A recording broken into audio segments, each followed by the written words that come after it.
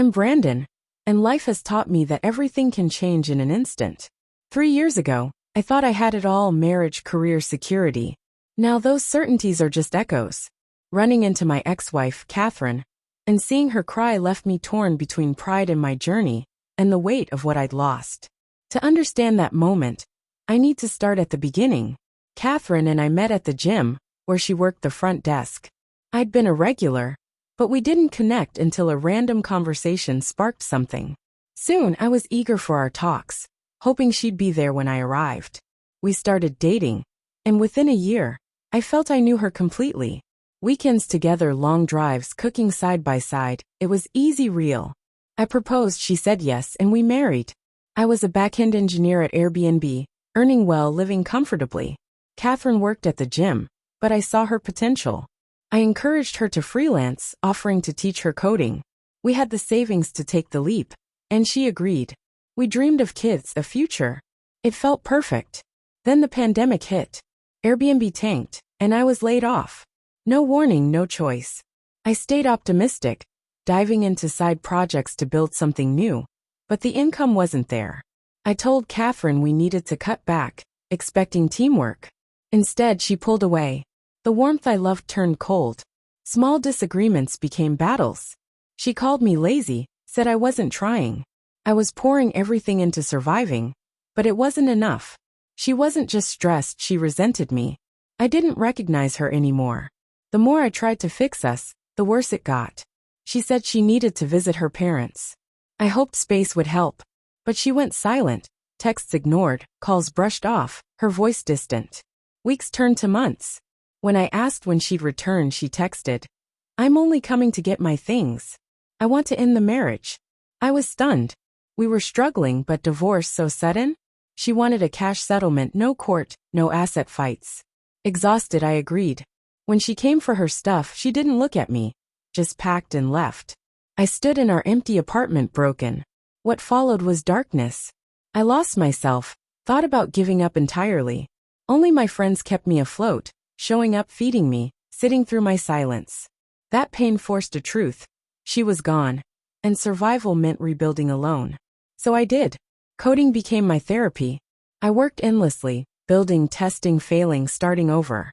I didn't know where it would lead, but I refused to stay down. Most months, I barely got by, far from my old salary. But I kept going, not just for success, but to prove I wasn't done. 2 years of quiet grind paid off. A feature in an AI tool I built gained traction. Small businesses reached out, then bigger players. Interest surged, and I was getting emails from companies I'd once dreamed of joining. Then came the life changer. A major tech firm wanted to acquire my startup. The offer was staggering: generational wealth. My team voted to accept, and they offered me a partnership role, not just a payout. The night the deal closed, I sat alone. No celebration, just quiet awe at what I'd overcome. I hadn't seen Catherine in years. Then, over coffee with an old friend, Tom, he mentioned her. Crazy how that guy left her after the construction job. Confused, I pressed. Tom thought I knew. During lockdown, Catherine had been living with an engineer, someone she'd been seeing while we were married. She hadn't gone to her parents. I'd cut off contact after the divorce, missing Tom's attempts to tell me. The betrayal stung. I'd thought our marriage buckled under pressure, but she'd been building a new life behind my back. Still, I didn't let it drag me down. I'd come too far. Months later, my new company invited me to speak at their gala, a sleek black tie affair. I felt strong, proud, a version of myself I hadn't seen in years. As I took the stage, I spotted her, Catherine, in an emerald gown, radiant as ever. She was someone's plus one, seeing her through me, but I ditched my prepared speech. I spoke raw about loss, patience, and turning pain into strength. To the execs, it was about business. To me, it was for her. When I stepped down, I saw her wiping tears. She watched me all night, waiting for a moment to approach, but I was swarmed, untouchable. A week later, a text from an unknown number. "Can we meet? I'd like to talk." I knew it was her. I stared, then left it unanswered, eventually blocking the number. Her words didn't matter anymore. That chapter was closed, and I'd written a better one. Pain taught me patience is power. Rebuilding was slow, sleepless nights, empty days, but I controlled what I could. The pieces fell into place, not fast, but sure.